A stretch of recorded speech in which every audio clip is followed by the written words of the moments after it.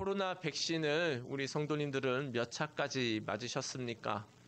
1차까지 맞으신 분도 계실 것이고 2차까지 맞으신 분들도 계실 것입니다. 혹은 3차, 최근엔 또 더 좋은 것도 나온 것 같은데요. 그것도 맞으신 분도 계실 것 같습니다. 맞는 이유는 다른 게 아니죠. 코로나 안 걸리려고 맞으시는 거고요. 그리고 무엇인가 좀 활동을 조금이나마 더 또 대외적인 활동을 하기 위해 맞으시는 것 같습니다. 저는 2차까지 맞았습니다. 이유는 다른 것이 아니라 작년에 이제 사역을 할 때 백신을 그래도 맞아야 좀 몇 명이라도 세네 명이라도 만날 수 있는 그런 여건이 돼서 백신을 맞기도 했고요. 그렇게 진행했는데요. 대부분 맞으셨는데도 불구하고 그런데 안타까운 건 걸린다라는 거죠. 그래서 백신을 맞으면은 안 걸려야 되면 참 좋을 텐데, 안타깝게도 백신을 맞아도 걸리는 경우가 참 많습니다. 지금 예배 드리시는 이 가운데도 3차까지 맞으셨는데도 불구하고 걸리신 분이 계시는데요. 우리는 백신을 맞아도 걱정, 안 맞아도 걱정이다라는 거죠. 맞으면 또 이게 부작용이 없을까? 그런 생각을 하면서 걱정을 하고 또 이제 또 안 맞으면 또 이렇게 또 걸릴까봐 또 그런 생각을 하게 됩니다. 그래도 감사한 건 어떨까요? 그나마 좀 그 중증 환자가 많이 없을 정도로 조금 증상이 예전보다는 좀 가벼워서 다행인 것 같지만 하지만 여전히 지금 매일 7에서 8만 명이 코로나에 신규로 걸리고 있기 때문에 우리는 여전히 스스로 조심을 해야 되는 건 필요한 것 같습니다. 이렇게 백신을 맞나 안 맞나 걱정이 조금씩은 되는 거는 저만의 일은 아닌 것 같습니다. 우리 모두가 다 고민하는 거죠. 2차까지 맞은 사람은 3차를 맞을까 안 맞을까 고민을 하고 아직 백신을 또 안 맞은 분들은 또 그것을 또 고민을 하고 있습니다. 그렇다면은 코로나가 이제 끝나면 그럼 우리에는 근심이 없어질까요? 이제 백신도 안 맞아도 돼. 아직 맞을까 안 맞을까 고민 안 해도 돼. 사실 그걸로 이제 고민이 끝날까요? 사실은 그렇지 않습니다. 또 나중에 부작용에 대한 또 그런 생각도 우리가 있을 수가 있고요. 게다가 이제 코로나 말고도 또 다른 질병들이 언제나 또 우리에게 다가올 수 있는 가능성이 있습니다. 전 세계적으로 얼마나 과학도 발전하고 의학도 발전했지만 우리가 이 병 하나 이기지 못하는 우리의 연약한 인간임을 보지 않습니까? 앞으로도 우리는 최선을 다해서 우리가 노력을 하고 많은 것들을 예방하겠지만 그럼에도 불구하고 다른 다양한 근심과 걱정들은 우리에게 끊임없이 오게 된다라는 겁니다. 자, 그렇다면 우리 예수님을 믿는 사람은 이 끊임없이 다가오는 모든 이 근심 걱정을 우리는 어떻게 이겨야 될까요? 정말 감사한 건 하나님께서 이 끊임없이 다가오는 근심 염려를 끊임없이 이길 수 있는 방법을 우리에게 주셨다라는 것이죠. 그러므로 어떤 상황에서도 최고의 기쁨을 누릴 수 있는 방법을 우리에게 오늘 본문을 통해서 알려주고 계십니다. 혹시 오늘도 근심과 걱정이 가득한 상태로 오셨다면 하나님께서 오늘 알려주시는 최고의 기쁨을 누리는 방법을 잘 들으셔서 자신에게 활용하시면서 이제는 근심과 걱정이 올지라도 저리 가라고 하면서 이제는 최고의 기쁨을 누리시는 날들이 시작되시기를 예수님의 이름으로 축원드립니다. 오늘 본문 말씀을 우리가 살펴보면 다음과 같습니다. 간단하게 요약을 하면 그렇죠. 이제 예수님께서는 이미 십자가에 죽으시고 부활하시기 전에 자신의 죽으심을 이미 말씀을 하셨습니다.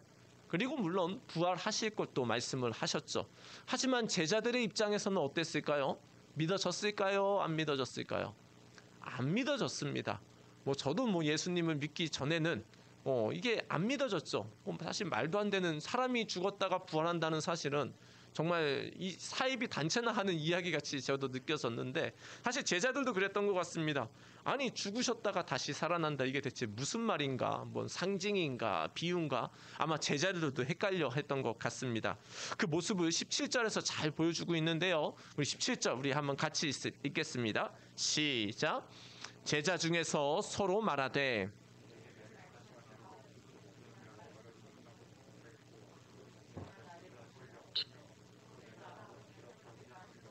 무슨 말씀이냐 하고 아멘. 제자들이 서로 지금 말하는 겁니다. 아니 예수님이 조금 있으면 예수님을 보지 못한대. 아니 근데 예수님이 또 조금 있으면 나를 본대. 아니 이게 대체 무슨 말이냐? 지금 서로 제자들끼리 예수님이 하신 말씀에 대해서 지금 서로 지금 의아해하며 말씀을 하고 있는 것이죠. 사실 이건 어떤 뜻이죠? 우리는 결론을 좀 알고 있으니까 말씀을 드리면, 조금 있으면 나를 보지 못한다는 건 뭘 말씀하는 걸까요? 지금 요한복음 16장이니까 아직 예수님이 십자가에 죽으시기 전이죠. 나를 보지 못하겠다라는 건 이제 십자가의 죽으심을 이제 말씀을 하는 거죠. 그런데 또 조금 있으면 나를 보리라란다는 건 어떤 뜻이죠? 예수님의 부활하심과 예수님의 찾아오심을 이제 말씀을 하고 있습니다. 하지만 그럼에도 불구하고 제자들은 이것을 뜻을 깊이 알 수는 없었던 것 같습니다. 그래서 계속해서 서로 변론을 하고 있는 거죠. 당연히 예수님도 그 변론하는 걸 아시고요. 또 이렇게 말씀하는 거죠. 너희들이 지금 변론하고 있지? 내가 다시 한번 조금 알려줄 건데, 내가 분명히 조금 있다가 너희를 다시 찾아올 건데, 찾아올 때 너희에게 분명히 주어지는 것이 있어 라고 예수님께서 제자들에게 말씀합니다. 그래서 그것이 바로 무엇일까요? 우리 20절 말씀 같이 한번 읽습니다. 시작. 내가 진실로 진실로 너희에게 이르노니 너희는 곡하고 애통하겠으나 세상은 기뻐하리라. 너희는 근심하겠으나 너희 근심이 도리어 기쁨이 되리라. 아멘. 예수님이 십자가에 죽으시니까 제자들의 입장에선 어떤 느낌입니까? 이제 유대인들도 구원하고 나라도 로마로부터 해방하고 이제 온 세상을 구원할 것 같은 그 예수님이 십자가에 죽으셨습니다.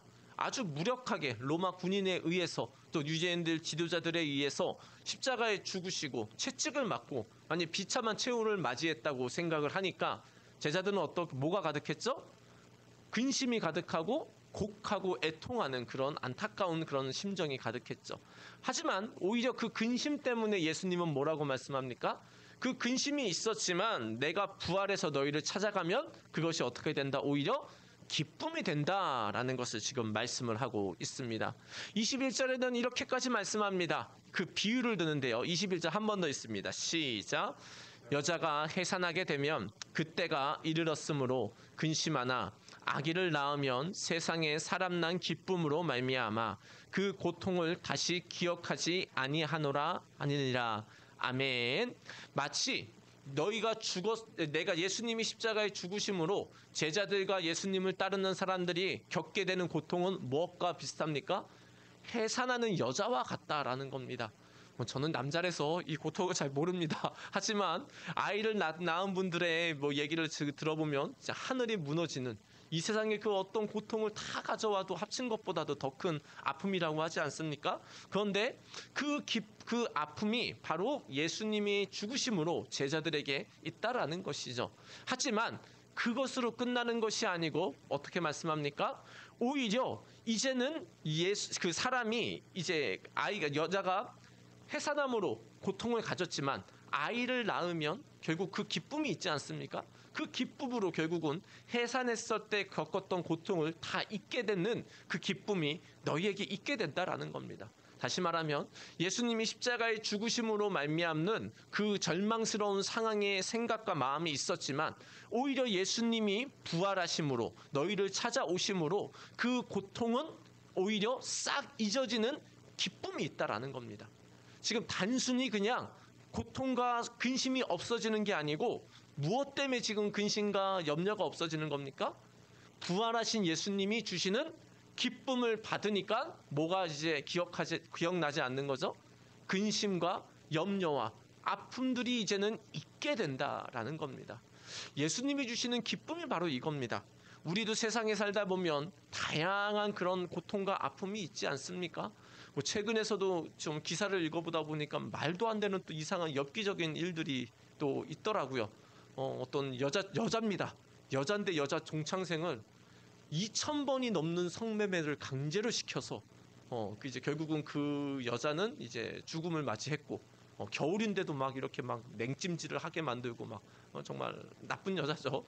근데 결국은 그 여자가 잡혀가지고 30년형을 지금 받았다고 하는데 말도 안 되는 이런 엽기적인 사건부터 개인적으로 일어나는 많은 아픔과 어려움이 있지 않습니까? 그런데 부활하신 예수님이 주시는 기쁨을 우리가 받게 되면 어떻게 됩니까? 그 모든 고통과 근심이 사라지게 되는 그런 기쁨이 있다라는 겁니다. 근심과 걱정은 계속 있습니다. 마치 코로나가 백신을 맞으냐 안 맞으냐에 따라 여전히 근심이 있는 것과 마찬가지로 우리의 삶에는 끊임없이 근심과 염려는 오게 됩니다. 하지만 예수님께서는 또 말씀하시기를 뭘 말씀하죠? 내가 주는 기쁨을 받으면 그 모든 근심과 염려, 고통들은 싹 사라진다라고 얘기를 하고 있습니다. 교회를 다녀서 기쁨이 생기는 게 아니고 부활하신 예수님이 주시는 기쁨을 받게 되면은 이제 그 모든 근심과 염려는 사라지게 돼 있다라는 겁니다. 게다가 감사한 건 무엇이죠? 이 기쁨을 뺏을 자가 있다 없다? 없다라고 예수님께서 말씀합니다. 우리 22절 한번 제가 읽어보겠습니다. 지금은 너희가 근심하나 내가 다시 너희를 보리니 너희 마음이 기쁠 것이요 너희 기쁨을 빼앗을 자가 없으리라. 아멘. 부활하신 예수님이 오셔서 제자들에게 주시는 기쁨은 절대 빼앗을 자가 없다라고 말씀을 하고 있습니다. 저는 기쁘다가도 때로는 근심과 염려가 생기던데요. 맞습니다. 하지만 여전히 기쁨이 내 안에서 올 수 있는 근본적인 성령님이 떠나실까요? 안 떠나실까요? 떠나지 않는다라는 겁니다.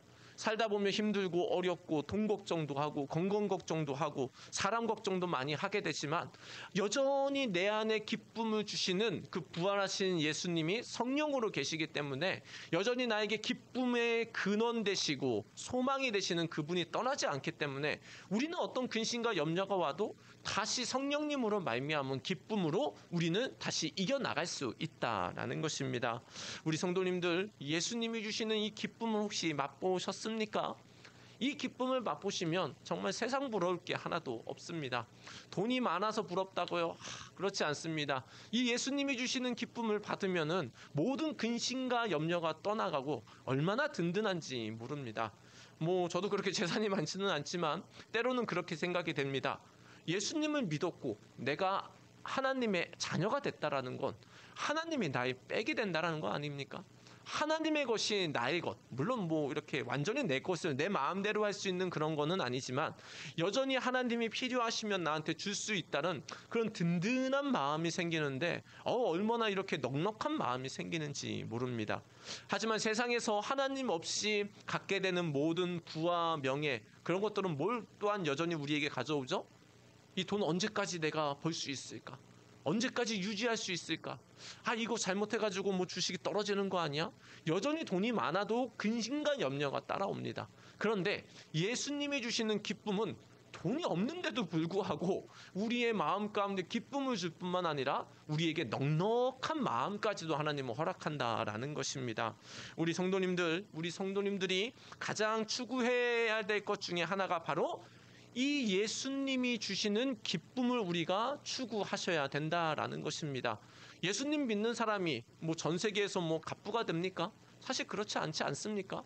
전 세계에서 돈 많은 사람들 애플의 지금 팀 쿡이라든지 마이크로소프트의 이렇게 또 그 회장이라든지 전 세계 사실 믿는 사람이 정말 전 세계의 부를 다스리기보다는 믿지 않는 사람들이 전 세계 부를 많이 가지고 다스리는 걸 보게 됩니다.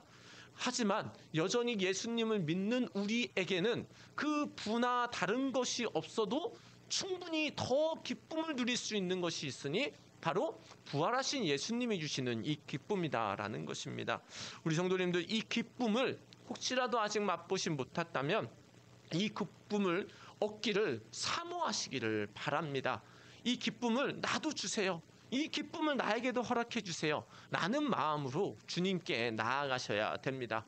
그런 마음이 있어야 또한 하나님께서는 뭘 주십니까? 그 기쁨을 우리에게 허락하신다라는 것이죠.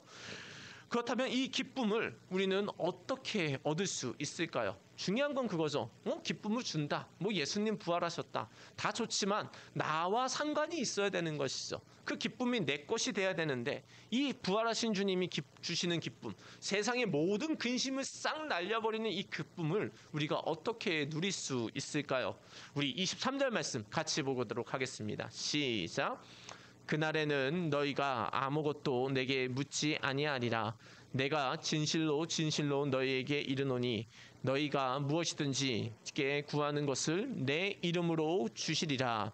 아멘. 먼저 예수님께서는 이제 부활하신 예수님이 찾아온 다음에는 그 다음에 어떻게 하라고 합니까? 무엇이든지 이제 예수님의 이름으로 구하라라고 말씀합니다. 이 말은 그 전에는 예수님의 이름으로 구하지 않았다라는 것이죠. 이제 하지만 부활하신 예수님을 만난 후로는 이제 예수님의 이름으로 기도하고 달라고 하라라고 말씀하는데요. 어떤 거를 구하라고 합니까? 무엇이든지 구하라고 말씀합니다. 그 어떤 것도 좋다. 하지만 예수님의 이름에 합당한, 예수님의 영광을 위해서 필요한 모든 것들을 너희가 구한다면은 그때 얻는 것이 있으니 바로 뭐다? 24절 한번 제가 읽어보겠습니다. 지금까지는 너희가 내 이름으로 아무것도 구하지 아니하였으나 구하라 그리하면 받으리니 너희 기쁨이 충만하리라. 아멘. 이제는 부활하신 예수님을 만난 제자들이 예수님의 이름으로 기도하면 뭘 받게 됩니까? 기쁨을 받게 되는 겁니다. 예수님의 이름을 내가 진정으로 인정하고 믿고 기도하면은 그때 바로 오는 것이 바로 뭐다? 기쁨이다라는 것이고요. 이 기쁨은 어디까지 될 수 있다? 충만해질 수 있다라는 걸 지금 예수님이 말씀합니다. 곧 예수님이 주시는 기쁨을 받기 위해선 뭘 해야 된다라는 걸까요? 기도해야 된다라는 거죠. 예수님이 주시는 기쁨을 받기 위해선 곧 바로 기도하고 연결이 된다라는 겁니다. 다시 말하면 그러면 기도하지 않으면 예수님이 주시는 기쁨이 우리에게 올까요? 안 올까요? 오지 못한다라는 겁니다. 물론 지난 주일날 우리가 말씀을 살펴봤던 것처럼 우리는 성경 말씀을 듣거나 설교를 통해서도 우리는 부활하신 예수님을 알기도 하고 우리가 경험할 수도 있습니다. 하지만 계속 기쁘기 위해선 계속적인 하나님이 주시는 기쁨과 세상의 모든 근심과 염려를 이겨내는 기쁨으로 충만하기 위해서는 우리가 뭘 해야 되죠? 기도를 해야 된다라는 것입니다. 그리고 이 예수님의 이름으로 기도하면 무엇이든지 기도하면 하나님께서는 기쁨으로 우리에게 보답을 해 주신다라는 것이죠. 우리는 무엇이든지 기도할 수 있는 축복을 받았습니다. 이거는 기도해야 될까 말까? 저거는 기도해야 될까 말까? 아니요. 저를 기도할 필요가 없습니다. 우리는 이제 무엇을 하면 됩니까? 그냥 기도하면 됩니다. 단 가지 조건이 뭐죠? 예수님의 이름으로 기도하면 주님께서 분명히 뭘로 보답해 주십니까? 기쁨으로 보답해 준다라는 겁니다. 우리가 건강을 주세요 라고 기도했는데 때로는 건강이 안 올 수 있습니다. 그런데 뭘 올까요? 기쁨은 옵니다. 건강은 안타깝지만 이렇게 우리가 있을 수도 있고 없을 수도 있습니다. 우리가 사실은 계속 늙어가지 않습니까? 우리의 육신적인 기능이 계속해서 쇠퇴해가고 그래서 우리가 건강할 수도 있고 건강 안 할 수도 있습니다. 완벽한 건강은 천국에 가야 있겠죠. 하지만 예수님의 이름으로 건강하지 않을 때 기도하면 우리에게 충만하게 생기는 것이 바로 무엇이죠? 기쁨이 생긴다라는 겁니다. 우리 직장이 만약에 없다고 생각합시다. 직장이 없어서 우리 청년들 많이 요즘에 진짜 어렵지 않습니까? 더 정말 대기업에 들어가는 것이 더 좁은 문이 되고 있는 이 현실인데 그것을 위해서 우리는 기도할 수 있습니다. 그런데 대기업의 문이 지금 바로에게 나에게 안 열릴지라도 어떤 직장의 문이 나에게 안 열릴지라도 이것을 놓고 주님께 기도하면 우리에게 생기는 것이 무엇이죠? 주님의 기쁨이 우리에게 넘치게 된다라는 것입니다. 또 우리에게 삶에서 다양한 모든 문제, 자녀를 위해 기도하건 우리의 다음의 미래를 위해서 기도하건 우리는 다양한 모든 기도 제목을 예수님의 이름으로 기도하면 기도할수록 우리에게 가득한 게 뭐다? 예수님이 주시는 기쁨이 가득하게 된다라는 것입니다. 데살로니가전서 5장 17절은 우리가 잘 아는 것처럼 이렇게 말씀하죠. 우리 같이 한번 읽습니다. 시작. 쉬지 말고 기도하라. 아멘. 바울이 데살로니가 성도님들에게 율법적으로 쉬지 말고 기도해야 됩니다. 안 그러면 당신들 지옥 갑니다. 이렇게 말한 걸까요? 쉬지 말고 기도하면 너희들의 기쁨도 더 가득하다라는 겁니다. 예수님이 주시는 기쁨을 너희가 그 지금 핍박받는 상황에서도 쉬지 않고 기도한다면 그 핍박받는 상황도 주님이 주시는 기쁨으로 지금 여전히 이길 수 있다라는 걸 말씀을 하고 있습니다. 결국은 쉬지 말고 기도하라는 건 누구를 위해서 하는 말일까요? 기도하는 사람이 얻게 되는 축복을 위해서 지금 바울은 얘기를 했듯이 예수님께서도 지금 이제 내 이름으로 구하면 너희 기쁨이 충만하다라는 건 바로 이제 예수님 믿는 자들이 갖게 되는 놀라운 특권을 지금 얘기를 하고 있다라는 것입니다. 우리가 세상에서 뭔가 부족할 때 사람에게도 우리가 뭔가 좀 부탁을 할 때 있지 않습니까? 뭐 예를 들어서 우리가 어떤 뭐 대학교 때는 뭐 다른 노트 정리 잘하는 사람한테 노트를 빌려달라기도 하고, 때로는 우리가 뭐 금전적인 게 정말 필요할 때 다른 사람한테 빌려달라고 할 때 마음이 어떻습니까? 굉장히 좀 조심스럽지 않습니까? 저 있잖아, 정말 미안한데 내가 필기를 못했어, 내가 다음에 밥 한 번 사줄 테니까 야 노트 한 번만 빌려주라, 그러면서 싹 다 복사하지 않습니까? 그러기도 하고, 우리가 다른 사람한테 돈을 빌릴 때도 없습니까? 굉장히 미안한 마음으로 내가 진짜 꼭 갚을게, 나를 믿어줘, 그런 마음으로 막 빌리지 않습니까? 뭐 저도 최근에 8천만 원을 빌려본 사람으로서 그 마음을 조금 잘 알고 있는데요. 물론 다 갚긴 했습니다. 그 마음이 얼마나 우리가 힘듭니까? 그런데 예수님께 부탁하는 건 쉽다, 어렵다? 쉽다라는 겁니다. 얼마나 감사합니까? 사람한테 부탁하는 건 너무나 힘들고 너무나 눈치 보이고 하는데, 이 전능하신 하나님, 나를 구원하신 하나님, 내가 필요만 하다면, 내게 유익이 되고 하나님께 영광이 된다면 그 무엇도 줄 수 있는 하나님께서는 너희가 언제든지 내 이름으로 기도할 수 있다라는 특권을 지금 주셨다라는 겁니다. 우리가 높은 사람, 회장님 만나기가 쉽습니까? 어렵지 않습니까? 근데 회장님이 우리에게 뭐 다 해주십니까? 다 해주지도 않죠. 그런데 하나님께서는 어떻게 하면 예수님의 이름으로 기도만 하면 너희들에게 필요한 것을 공급할 뿐만 아니라 뭘 주신다? 주님이 주시는 부활의 기쁨을 우리에게 충만하게 주신다라는 것입니다. 그렇다면 우리는 이제 이 기쁨을 누리기 위해 기도를 해야 될까요? 말아야 될까요? 너무나 당연한 얘기죠. 이제는 우리가 이 특권을 받았으니, 예수님을 믿는 자로서 기도할 수 있는 특권을 받았으니 우리는 이 기도의 특권을 사용해야 됩니다. 안 하면 누구 손해다? 내 손해인 거예요. 내 손해인 거. 주님이 주시는 응답도 있지만 주님이 주시는 이 기쁨을 누리기 위해서 내가 안 하면 결국 나는 받지 못하는 거지만, 기도를 이제 하면 하나님이 주시는 기쁨을 우리가 누리며 기쁨으로 매일매일 살아갈 수 있다라는 겁니다. 주님은 물론 우리가 필요한 건 모든 걸 다 아십니다. 하지만 하나님께서 우리에게 요구하시는 것이 무엇이죠? 우리의 의지와 마음을 하나님께서 원한다라는 겁니다. 주님께서는 우리를 로봇으로 만들지 않으셨죠. 자유의지를 주시고 스스로 선택할 수 있는 걸 하나님이 우리에게 주셨습니다. 근데 그 스스로 선택하기를 뭘 선택하기 원합니까?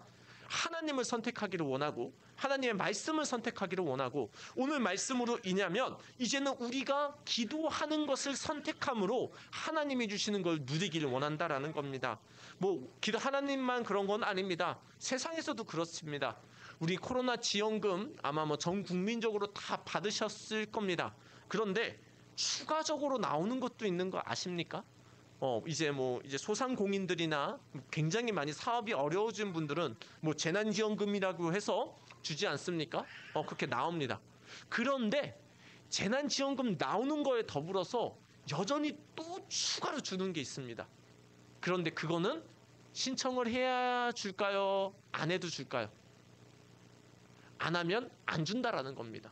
분명히 더 어려운 사람들은 추가적으로 주는 제도가 있습니다. 대상에 따라 좀 다르긴 합니다. 그런데 신청하지 않으면 아무리 어려워도 나온다 안 나온다?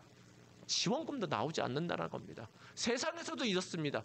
그런데 하나님께서도 마찬가지죠. 하나님도 인격을 가졌기 때문에 이 하나님의 말씀을 붙잡고, 그래 이제 예수님의 이름으로 무엇이든지 기도하면 주님이 기쁨을 준댔어, 이제 나도 무엇이든지 내가 주님께 기도하며 나아가야 되겠다.